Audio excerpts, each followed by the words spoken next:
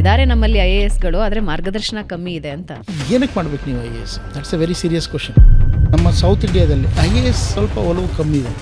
ಒಬ್ಬ IAS ಆಗಿ ಒಂದು ಸಮಾಜದಲ್ಲಿ ಯಾವ ರೀತಿ ಚೇಂಜಸ್ ತರ್ಬೋದು, ಒಂದು ಸೀನ್ ನಮಗೆ ಕೊರೋನಾ ಟೈಮಲ್ಲಿ ಸಿಕ್ಕಿದೆ. ಸೌತ್ ಇಂಡಿಯಾದಲ್ಲಿ IAS ಮಾಡೋಕ್ಕಾಗಲ್ಲ, IAS ಮಾಡಬೇಕಂದ್ರೆ ಡೆಲ್ಲಿಗೆ ಹೋಗ್ಬೇಕು. ಬಟ್ ಅಲ್ಲಿ ತುಂಬ ಜನ ಉಳಿಯಲ್ಲ, ಅರ್ಧಕ್ಕರ್ಧ ಜನ ವಾಪಸ್ ಬಂದ್ಬಿಡ್ತಾರೆ. Is it that bad Delhi? To an extent true. So ರಾತ್ರಿ ಏನಿರಬೇಕು ಒಬ್ಬ IAS ಮಾಡಬೇಕು ಅಂದರೆ? ಹಿಂದಿನ ಅಚೀವ್ಮೆಂಟ್ಸ್ ಏನಿದೆ it does not matter. Aspirant interview 2 ನಿಮಿಷನೂ ನಡೀಬೋದು, 40 ನಿಮಿಷನೂ ನಡೀಬೋದು, depends on the board. No ನನಗೆ ಗೊತ್ತಿಲ್ಲ ಅಂತ ಹೇಳೋದನ್ನು ಒಂದು ರೈಟ್ ಆನ್ಸರ್. ಯಾರೂ ಅಲ್ಲಿ ಏನು ಕ್ವಶನ್ ಕೇಳ್ತಾರೆ ಅನ್ನೋದನ್ನು ಪ್ರೆಡಿಕ್ಟ್ ಮಾಡೋಕ್ಕೆ ಚಾನ್ಸೇ ಇಲ್ಲ.